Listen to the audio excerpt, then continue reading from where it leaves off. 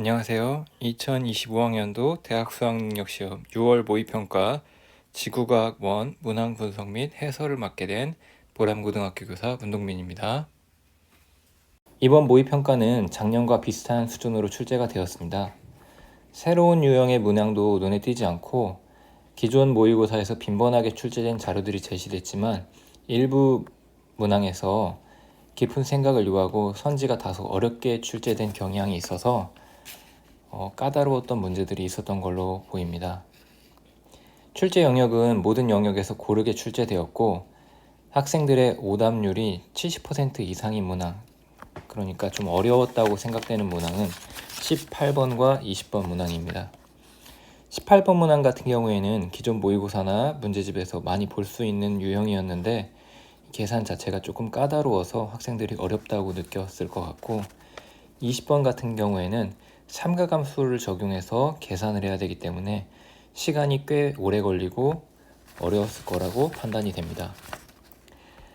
대학 수학 능력 시험 중에서 지구과학 1 시험을 준비한 학생은 암기를 통한 문제풀이보다 개념에 대한 충분한 이해가 선행되어야 되고 다양한 유형을 접해봐야 고득점을 기대할 수 있을 것 같습니다.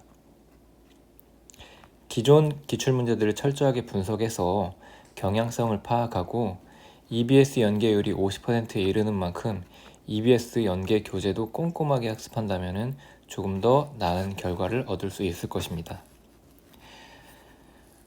이번 해설 강의에서는 10번, 15번, 16번, 19번, 20번 문항 총 5개의 문항을 해설하도록 하겠습니다.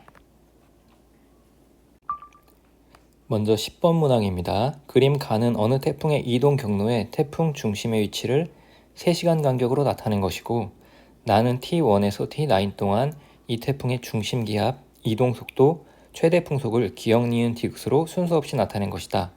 이 자료에 대한 설명으로 옳은 것만을 보기에서 있는 대로 고른 것은, 먼저 가 그림을 보게 되면 T1에서부터 T9에 이르는 동안 변화한 게 태풍 중심의 위치가 점차 고위도로 이동을 했죠.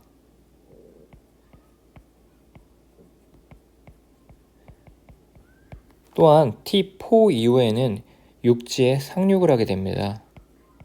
그러면은 태풍이 위도가 상승하고 육지에 상륙했다라는 거는 세력이 점차 약화됐다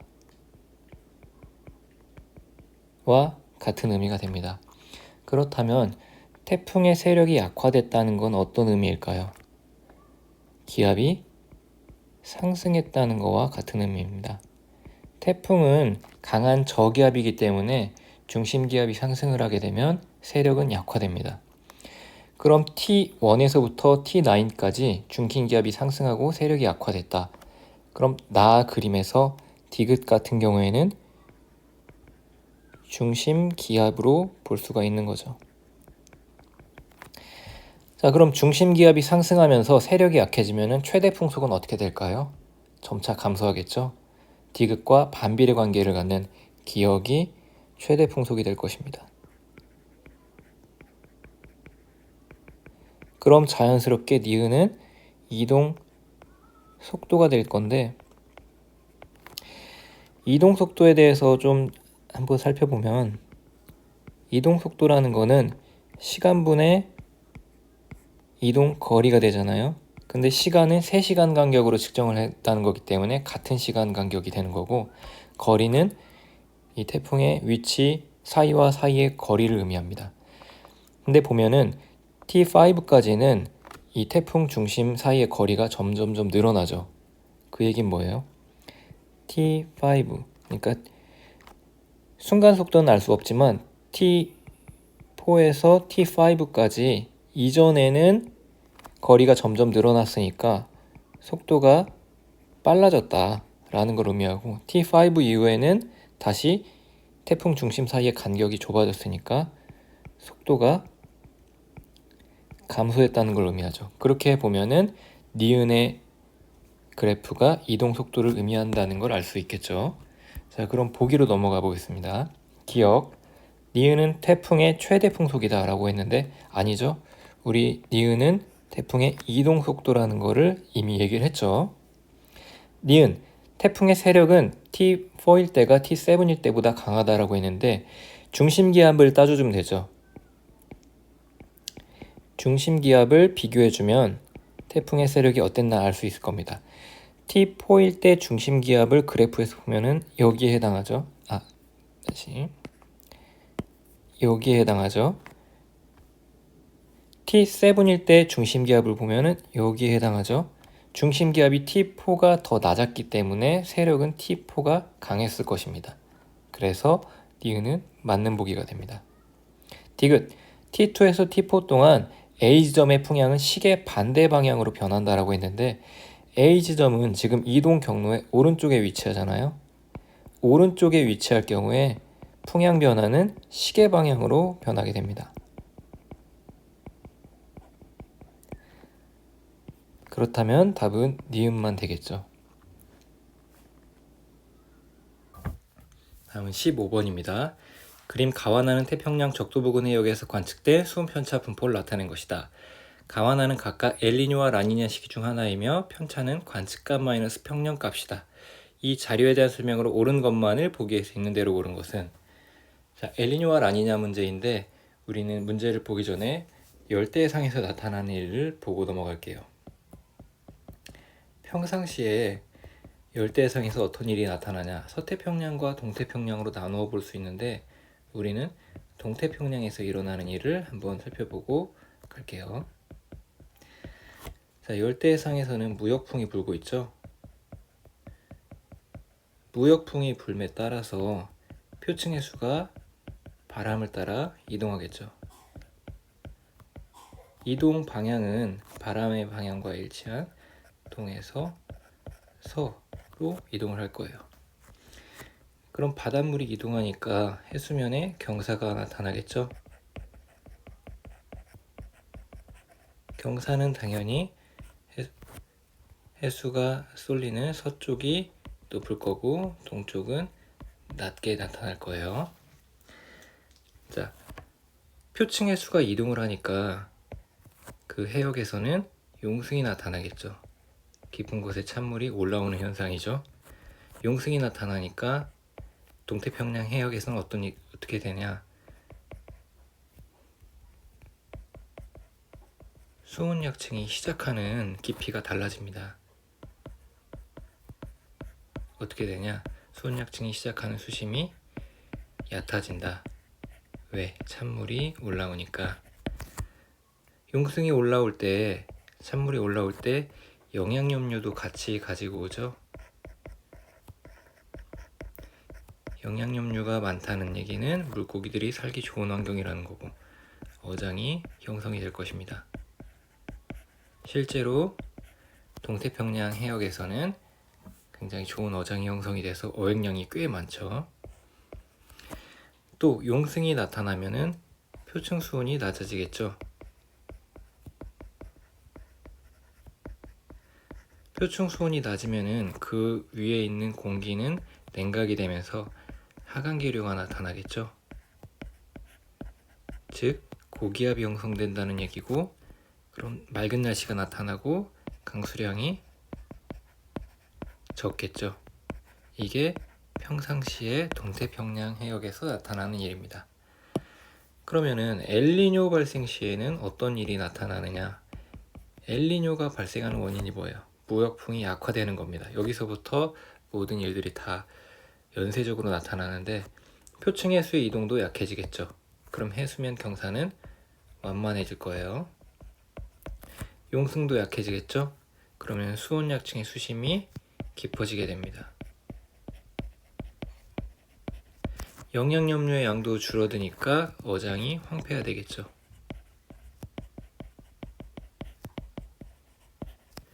표층 수온은 높아질 거예요. 그러면은 하강기류가 아닌 상승기류가 나타나고 즉 저기압이 나타난다는 얘기니까 강수량이 증가하겠죠. 그래서 홍수 피해를 유발하기도 합니다. 이게 엘니뇨 시기에 동태평양에서 나타나는 일이에요. 자, 자, 서태평양은 정리를 안 했는데 따로 정리를 꼭 해야 됩니다. 자, 그럼 다시 문제로 가서 가와 나의 차이점은 이 편차값이 마이너스 값이냐 플러스 값이냐인데, 마이너스 값이 나타났다는 거는 용승이 강하게 나타났다는 거고 무역풍이 강하다는 얘기예요. 즉 라니냐 시기를 의미하는 거고, 반면에 편차값이 플러스 값이 나타났다는 거는 용승이 잘 안 일어났다는 얘기고 무역풍이 약하다, 엘니뇨 시기다 라는 걸 의미하는 거죠. 보기로 가서 기억, 워커 순환의 세계는 가가 나보다 강하다라고 했는데, 이 워커 순환은 서태평양과 동태평양에서 나타나는 이 공기의 큰 흐름을 말하는데, 서태평양은 평상시 저기압, 동태평양은 고기압이 형성돼 있어요. 그래서 동태평양에선 하강기류, 서태평양에선 상승기류, 그래서 하나의 큰 순환이 만들어지는데 이걸 워커 순환이라고 하죠. 근데 엘니뇨 시기에는 어떻다고 했어요? 엘니뇨 시기에는 동태평양에 상승 흐름이 나타난다고 했죠. 그럼 상승 흐름이 나타나니까 오히려 이 하강한 흐름을 방해하겠죠.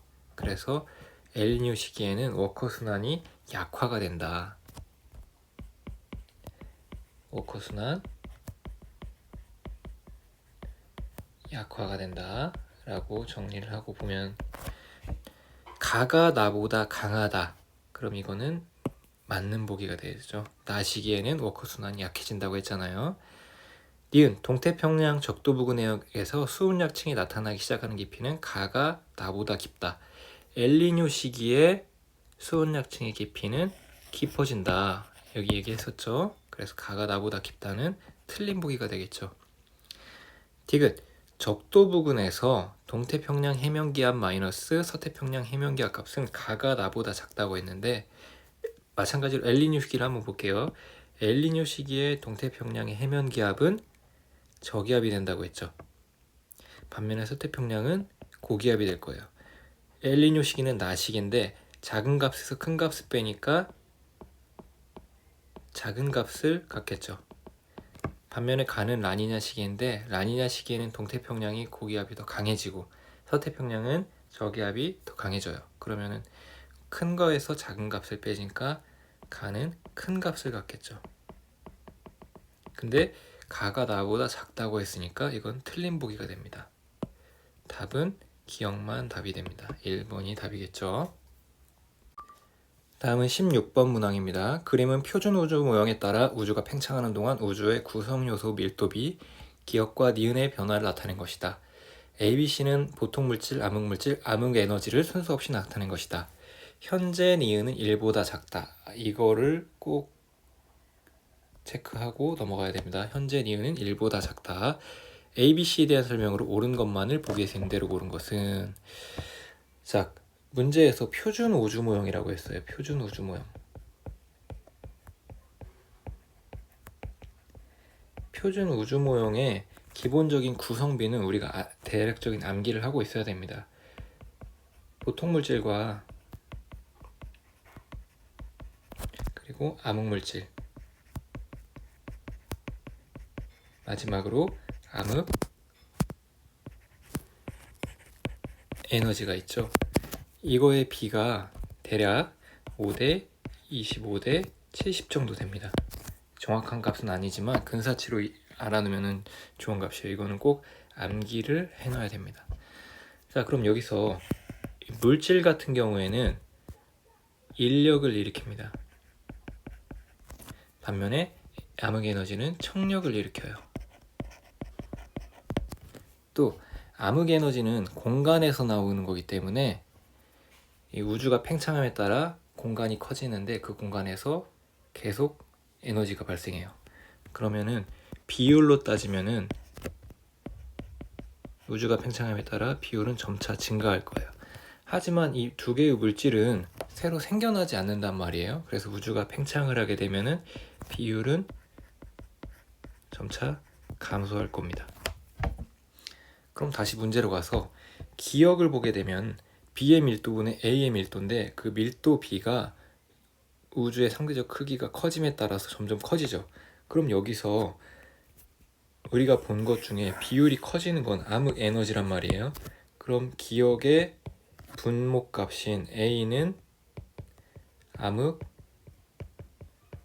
에너지라는 거를 알 수가 있죠. 니은에서 B의 밀도분의 C의 밀도는 거의 일정한 값을 유지하는데 문제에서 중요하다고 체크해 놓으라고 거 있죠. 니은 값은 1보다 작다.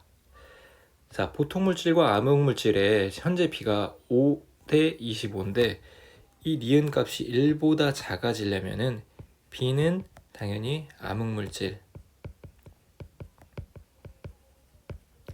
그리고 자연스럽게 C는 보통 물질이 되어야만 논리적으로 모순이 없겠죠. 자, 그럼 문제로 한번 넘어가 볼게요. 기억. 현재 우주를 가속 팽창시키는 역할을 하는 것은 A다. 맞네요. 암흑 에너지. 니은. 우주가 팽창하는 동안 B의 밀도는 일정하다. 아니죠. 밀도는 감소하고 있죠. 공간이 커짐에 따라 물질이 새로 생겨나지 않기 때문에 밀도는 감소하게 됩니다. 디귿. C는 전자기파로 관측할 수 있다. 맞죠. C는 보통 물질이에요. 우리가 보고 만지고 느낄 수 있는 물질인데 이건 전자기파 관측 가능하죠. 답은 기억 디귿 3번이 됩니다. 다음은 19번 문항입니다. 그림은 어느 지역의 지질 단면을 나타낸 것이다. 현재 화성한 P와 Q에 포함된 방사성 동위원소 X의 함량은 각각 처음량이 16분의 3, 8분의 3이고 X의 반감기는 1억 년이다. 이 자료에 대한 설명으로 옳은 것만을 보기에 쓰이는 대로 고른 것은, 이 문제는 방사성 동위원소의 반감기를 이용한 문제입니다. 지층의 상대적인 순서를 결정해 줄 수 있지만 보기에서 묻고 있지 않기 때문에 그건 생략하겠습니다. 다만 P와 Q 중에 우리는 P가 먼저이고 그 다음 Q가 생성되었다는 거는 이 문제에서 알고 있어야 돼요. 자, 그러면은 우선 X의 반감기가 1억 년이라고 했는데 X가 처음량을 1이라고 한다면은 1억 년이 지나면은 X는 처음량의 2분의 1이 되겠죠. 그리고 또 1억 년이 되면은 4분의 1이 될 것이고 또 1억 년이 되면 처음량의 8분의 1이 될 거예요. 근데 P와 Q는 각각 16분의 3, 8분의 3을 차지하고 있다고 했어요. P는 16분의 3, Q는 8분의 3. 그럼 이게 어디에 들어가냐?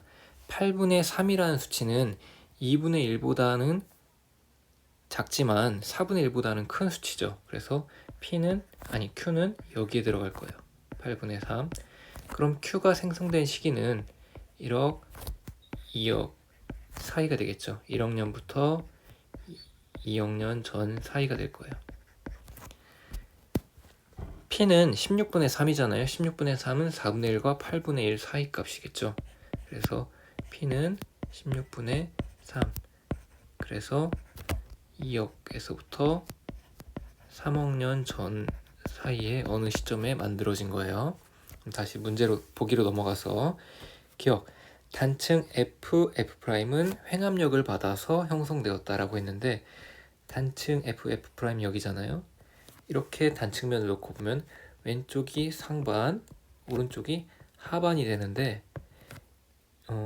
여기 윗부분을 보게 되면 이 상반이 위쪽으로 올라갔고 하반이 밑으로 내려갔죠. 상반이 상승한 모습을 보여줘요. 상반이 상승했다는 거는 이 지역에 횡압력이 작용했다. 그래서 횡압력이 작용해서 상반이 상승한 단층을 우리는 역단층이라고 부르죠. 그러면은 기억은 맞는 보기가 되겠죠. 니은 P는 Q보다 1억 년 먼저 형성되었다라고 했는데 P는 16분의 3, Q는 8분의 3이잖아요. P 값은 Q 값의 2분의 1이죠. 자, 2분의 1 반감이 됐네요. 근데 이 X의 반감기가 얼마라고 했죠? 1억 년이라고 했죠. 따라서 P는 Q보다 1억 년 먼저 형성됐다는 맞는 보기가 되겠네요. 디귿 P는 고생대에 형성되었다라고 했는데 P는 지금 2에서 3억 사이에 어딘가에 만들어졌다고 했어요. 근데 문제는 뭐냐? 중생대와 고생대를 나누는 기준이 어디냐? 절대 연령이 대략 한 2.5억 년이거든요. 그래서 구체적으로는 2억 5천 200만 년 전 이렇게 얘기하기도 하는데 대략 2.5억 년 전이란 말이에요. 근데 P가 딱 그 사이에 있어서 어딘지를 모른단 말이에요. 하지만 우리는 방사성 동위원소의 그래프가 지수함수 그래프라는 걸 알고 있죠. 이렇게 된다는 걸. 그래서 반이 되고 또 반이 되고 또 반이 되는데 걸리는 시간이 동일하게 1억, 2억, 3억이 된다는 걸 알고 있어요. 근데 P는 여기 16분의 3이기 때문에 딱 중간에 해당해요. 그러면은 우리 이 부분만 조금 더 확대해서 보면은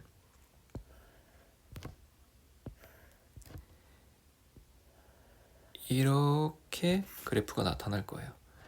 이 위쪽 값은 4분의 1, 이 아래쪽 값은 18분의 1, 그리고 P의 값은 그 정확히 중간인 16분의 3이 돼요. 자, 지수 그래프는 직선이 아니긴, 그러니까 선형이 아닌 곡선이기 때문에 이 반이 되는데 걸리는 시간이 2억에서 3억 사이인 2.5보다 더 빠른 시점에 반으로 감소할 거예요. 이게 만약에 선형 그래프였다면은 반이 되는 데까지 걸리는 시간이 정확히 2.5일 텐데 지금 지수 그래프이기 때문에 그 반이 되는 데까지 걸리는 시간이 2.5보다 빠른 시기가 될 거란 말이에요. 그 얘기는 뭐냐? 이 P가 형성된 시점은 2.5억 년보다 더 짧은 시간이다 라는 걸 알 수가 있죠. 그러면은 중생대냐 고생대냐? 중생대가 되겠죠. 근데 보기에는 고생대라고 했으니까 디귿은 틀린 보기가 되겠네요. 답은 기억 니은 3번이 답이 될 거예요. 자, 다음은 20번 문항입니다. 그림 가는 어느 외계 행성과 중심별이 공통질량 중심을 중심으로 공전하는 원궤도를 나타낸 것이고 나는 행성이 기역에서 리을에 위치할 때 지구에서 관측한 중심별의 스펙트럼을 A에서 D로 순서 없이 나타낸 것이다.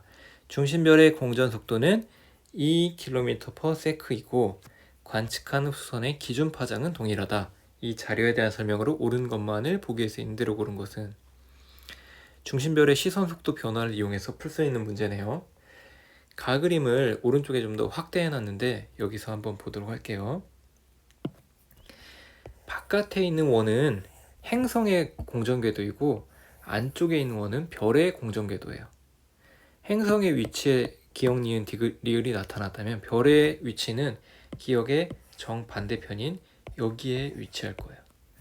당연히 니은은 여기, 디귿은 여기, 리을은 여기에 위치할 거예요. 그럼 한번 표시를 해줘 볼까요? 기역, 니은, 디귿, 리을. 자, 또 하나 시선 방향에서 아래쪽과 위쪽이 접근하고 후퇴로 나뉘어요. 행성의 공전 방향이 지금 반시계 방향인데 그렇다는 얘기는 별의 공전 방향도 반시계 방향으로 나온다는 거예요. 그럼 아래쪽에 있는 경우에는 나한테서 멀어지고 있는, 즉 후퇴하고 있는 거고, 그러면은 중심별의 도플러과는 적색 편의가 나타나겠죠. 파장의 변화량은 플러스 값을 가질 거예요. 마찬가지로 시선 방향의 위쪽에 있는 거는 접근하는 상황일 거고 청색 편의가 나타나고 파장의 변화량은 마이너스 값을 가질 거예요. 또 하나, 접근하고 후퇴할 때 그 속도가 가장 빠르게 나타나는 지점이 여기와 여기예요.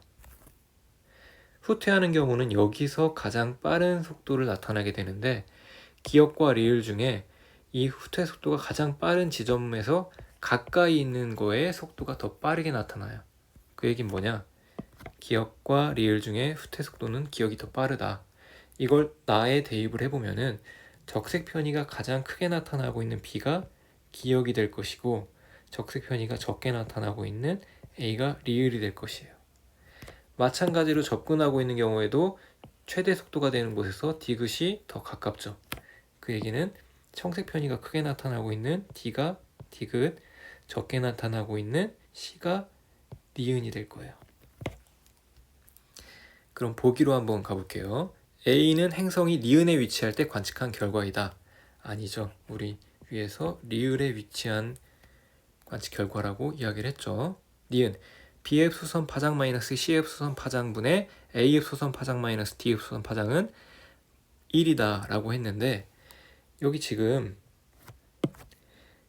리을과 니은의 위치가 정반대예요. 기역과 디귿의 위치가 정반대예요. 각도로 따지면 180도예요. 그 얘기는 뭐냐? 기역과 디귿은 후퇴와 접근하고 있을 뿐이지 그 값은 같다는 거예요. 마찬가지로 니은과 리을은 접근과 후퇴하고 있을 뿐이지 그 값은 같다는 거예요. 그 얘기는 뭐냐? 기준 파장이 있을 때 이 값이 알파라면 이 값도 알파가 되는 거고 이 값이 베타라면 이 값도 베타가 되는 거겠죠. 또 조금만 더 추가를 해보면은 여기서부터 여기까지가 알파와 알파잖아요. 즉 2알파가 되는데 이 2알파는 0.004 나노미터래요. 그러면 A 같은 경우에는 기준 파장에서 알파 값을 더해준 게 600.002 나노미터인데 2알파는 0.004 나노미터니까 알파 값은 0.00이겠죠. 그럼 여기서 우리가 기준 파장 람다 제로 값이 600 나노미터라는 것까지 알 수가 있겠죠. 자, 다시 보기로 가면은 비흡수선의 파장은 기준 파장 람다 제로에서 베타를 더해준 값이에요. 여기서 C흡수선의 파장을 빼주는데 C흡수선의 파장은 람다 제로에서 알파 값을 빼준 거예요. A흡수선의 파장은 람다 제로에서 알파 값을 더한 거고 D흡수선의 파장은 람다 제로에서 베타 값을 빼준 거예요. 자, 이거 계산해주면 얼마가 돼요? 베타 플러스 알파분의 알파 플러스 베타가 되네요. 이 값은 1이다. 맞는 보기가 되겠죠? 디귿 중심별의 시선 속도는 행성이 디귿을 지날 때가 니은을 지날 때의 루트 3배이다 라고 했는데 이건 구체적인 계산을 해줘야 되겠네요. 자, 다시 이 오른쪽 그림으로 넘어가서 이 각을 우리가 세타라고 한다면 이 각도 90도이고 이 각도 90도이기 때문에 세타 90 세타 세타가 되겠죠. 표시를 해주면은 이 각을 세타라고 한다면 이 각도 세타가 되겠죠. 마찬가지로 이 각도 세타가 되고 이 각도 세타가 될 거예요. 그럼 디귿과 니은에서 우리가 별의 속도는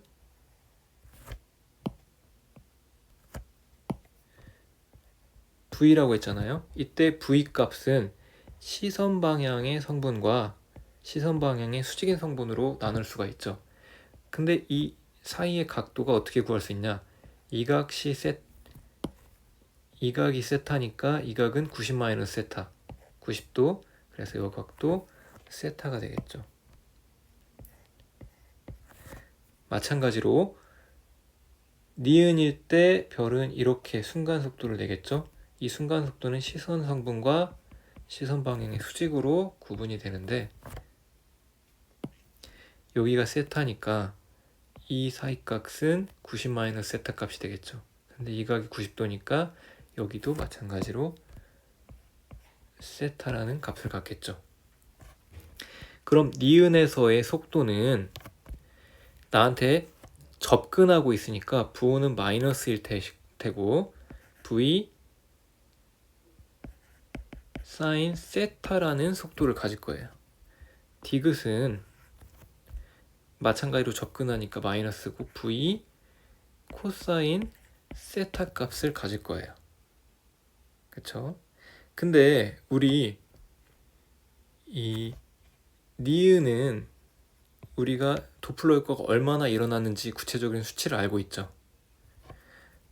자, v 니은의 속도는 람다 제로분의 델타 람다 곱하기 c라는 식을 이용해도 구할 수가 있는데, 람다 제로는 우리가 아까 600 나노미터라고 했고 파장의 변화량 알파 값은 0.002라고 했고 빛의 속도는 문제에서 주어졌죠.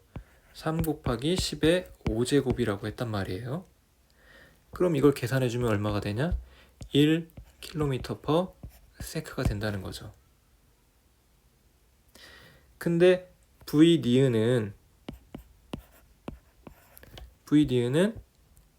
v 사인 세타 값이라고도 했고, 여기서 v는 별의 공전 속도란 말이에요. 공전 속도 여기서 줬죠. 얼마? 2km/s. 그럼 구체적인 수치를 넣어주면 2 사인 세타는 1km/s가 나온다. 그러면 사인 세타는 얼마? 2분의 1이고 그 얘기는 세타 값이 60도이다. 아니, 다시 세타 값이 30도이다 라는 얘기가 나오잖아요. 그러면은 우리가 디귿의 속도를 구할 수도 있겠죠. 어떻게? v 코사인 30도를 이용해서. v 값 얼마예요? 별의 공전 속도인 2 코사인 30도 얼마예요? 2분의 루트 3. 그럼 속도는 루트 3 km/s가 되죠. 니은의 속도는 아까 1km/s, 디귿의 속도는 루트 3 km/s. 디귿을 지날 때가 니은을 지날 때의 루트 3배다.